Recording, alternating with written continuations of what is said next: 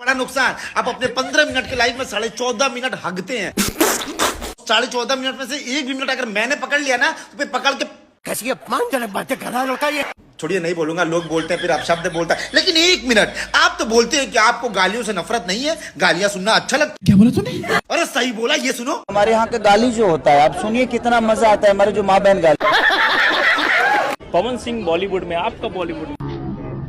देखो देखो मुंह कैसा उतर गया, मतलब इन्हीं मीडिया वालों के सामने चिल्ला चिल्ला के कहा था कि पवन जी तो हमारे पिताजी की तरह है और मैं उनके बेटे की तरह, और यही मीडिया वाले जब पवन भैया के लिए कुछ अच्छा बोले तो मुंह ऐसा उतर गया जैसे लग रहा है किसी ने 4-5 लाख रुपए उधार मांग लिया।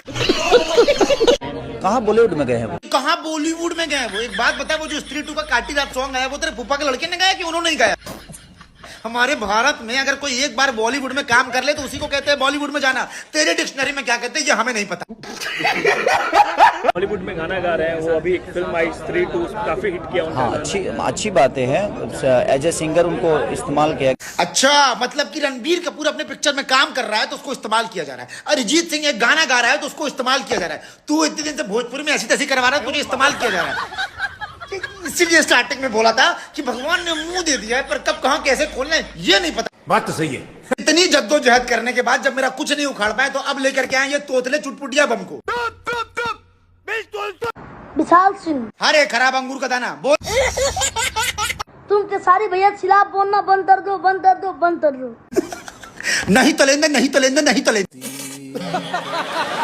तुम अपने के थाली भैया को बोल दे लाइव में आकर हगना बंद कर दे, हम लोग भी बोलना बंद कर देंगे। तो तुम नहीं मानोगे? अरे नहीं मानूंगा, नहीं मानूंगा। चले तेरे पिताजी जिसके लिए तू वीडियो बना रहा है वो तो मुझे 2 साल से मनवाना पाए, तू मुझे मनवाएगा अपनी पैंट से निकल के? एक दूंगा उल्टे हाथ का, पूरा लखनऊ घूमेगा गोल गोल। बात सुनो। अरे हाँ बोल। हमारे बाप है ना विशाल सिंह, पवन सिंह। अरे वो हमारे बाप भैया सब कुछ है, तू अपनी बात कंप्लीट कर, बात कंप्लीट कर जल्दी। तो बात सुनो। अरे सुन ना उले तूतिया बत्ता, बोल तो सही। तुम लोग नहीं मानोगे ना? अरे माचिस का डब्बा बोल तो दिया, नहीं मानूंगा, अब आगे बोल। पाओ दे तो ही काम नहीं दे रहा तुम्हारा। अबे क्या बोल रहा है? पिलियल बोल, पिलियल बोल। पवन सिंह क्या है बे? सुन रहे फटा हुआ खराब चिलगोजा, तेरी इतनी औकात नहीं है कि तू जाने की पवन सिंह कौन है, पर फिर भी तेरे छोटे शरीर के छोटे से पिछवाड़े में जो चुल है ना उसकी खुशी के लिए अपने फूफा के मुंह से ही सुन ले कि वो कौन है। और जहाँ सवाल है मेरे पवन भैया का, तो ये पवन सिंह बाद में है, सबसे पहले मेरे पिता समान है। तो आगे समझ में कि पवन सिंह कौन है। अब जाकर के पढ़ाई करें तो पैंट उतार के चूतल पे 4 बेल्ट मारूंगा, भाग यहाँ से। और इन सब से मन नहीं भरा तो अब ये लोग ये कर रहे हैं कि विशाल सिंह लापता हो गया। देखिए पवन सिंह आपका बड़ा भाई मानते हैं, उसका टीम का एक लड़का लापता हो गया भैया, लापता हो गया उसके मम्मी पापा का, हमारे काम में खो जाओ।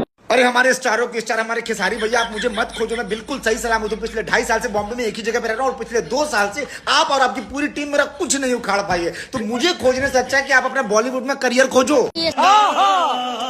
कभी कभी मैं ये सोचता हूँ कि अगर पवन भैया नहीं होते तो ये जो हमारे हॉलीवुड और बॉलीवुड के अपकमिंग सुपरस्टार खेसारी लाल यादव जी हैं, इनका क्या होता? क्योंकि ये ना लाइव आ पाते ना कंट्रोवर्सी कर पाते, कंट्रोवर्सी नहीं करते तो गाना नहीं चलता, गाना नहीं चलता तो करियर नहीं चलता। तो इसी बेस पे भाईचारा के नाते प्यार से एक नारा लिखा हूं, जब तक रहेंगे पवन भैया दिखते रहेंगे खेसारी भैया। लगाओ नारा। क्या बात है सर, क्या बात है।